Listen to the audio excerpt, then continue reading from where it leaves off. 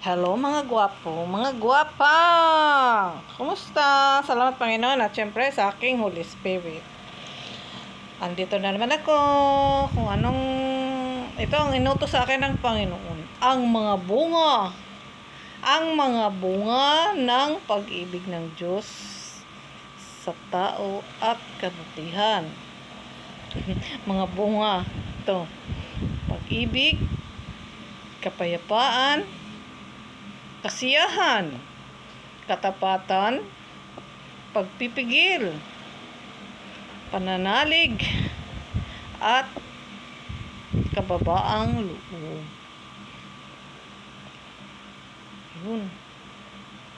Yun ang mga espiritual na bunga para sa ating lahat mula sa Panginoon. Diba?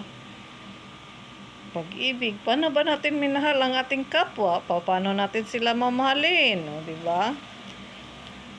Pigilan natin sila ang gumawa ng mga mali para ma-aware sila. Tapat, katapatan. Tapat ba tayo sa Panginoon? Minahal ba natin ang Panginoon? Tapat ba tayo sa ating kapwa? Yun ang katapatan. Tapat ba tayo sa ating sarili? Kapayapaan. Paano makamit ang kapayapaan? Pag nananangan tayo sa Panginoon, syempre, payapa ang ating pamumuhay.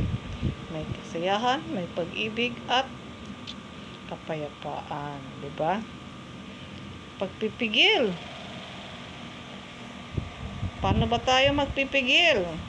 Magpipigil tayo sa ating mga sarili para hindi tayo mahawa sa kasamaan ng mundo, para hindi tayo malinlang, para maging aware tayo sa lahat ng mga mali at maruruming bagay. Kailangan nating magpigil lalo na sa pangangalo niya, dahil ang pangangalo niya ay karumagduman. Magpigil tayo. Yan ay mga kautusan ng Panginoon. Pananalig. Nananalig ba tayo sa Panginoon? Sa ating kapwa ba? Pero unahin natin ang pananalig natin sa Panginoon. Dahil siya lang naman ang lumalang sa atin. At siya ang nagbigay ng lahat ng mga meron tayo ngayon sa mundo. Kaya manalig tayo sa Panginoon. Doon tayo sa Kanya sasangguni lahat. Manalig tayo sa Panginoon. At syempre, may kababaang loob. Maging mababa ang loob mo. Mabuti ka sa kapwa. Matulungin ka sa kapwa. Madami yan, diba? Ang dami-dami yan. Kailangan, pag nakikipag-usap ka sa tao, mababa ang pananalita mo. Hindi, may kababaang loob. Hindi ba yung toxic? Hindi, mababa. Magpakababa ka. Kahit mayaman ka na, marunong ka pa rin,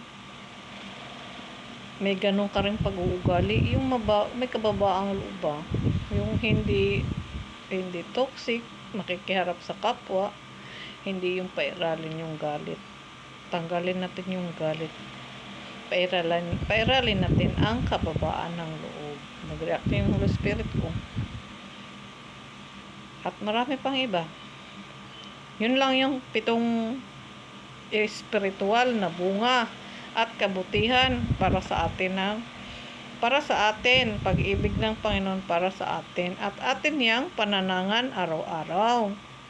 I-apply natin yan sa ating mga buhay. Kasi kung wala tayo yan, mabilis tayong mawala ang awareness natin. Malinlang tayo. Mahawa sa kasamaan ng mundo. Matukso. Kaya nga, tukso, layuan mo kami sa mga ganyang kasamaan. Lumayas ka, tukso, di ba? Matukso, mahawa, malinlang. At huwag tayong magpagamit sa kasamaan ng mundo.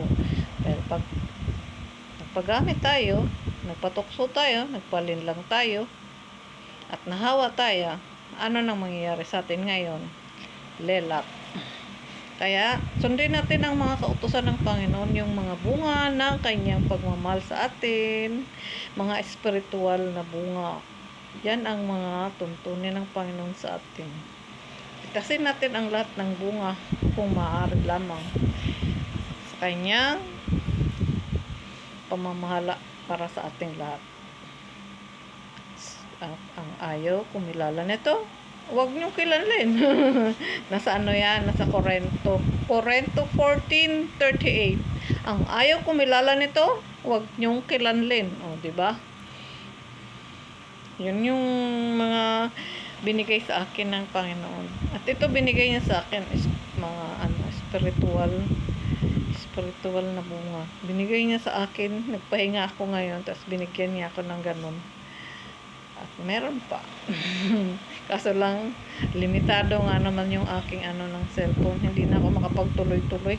Kaya, hanggang dyan lang muna.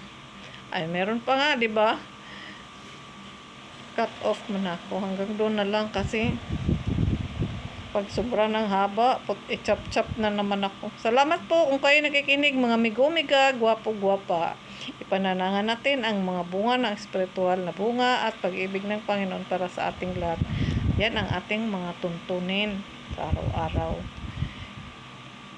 Habag, kapayapaan, pag-ibig sa isa't isa at sumasa atin nawa ang Panginoon. Salamat po kung kayo nakikinig, mga gwapo, mga gwapa dyan.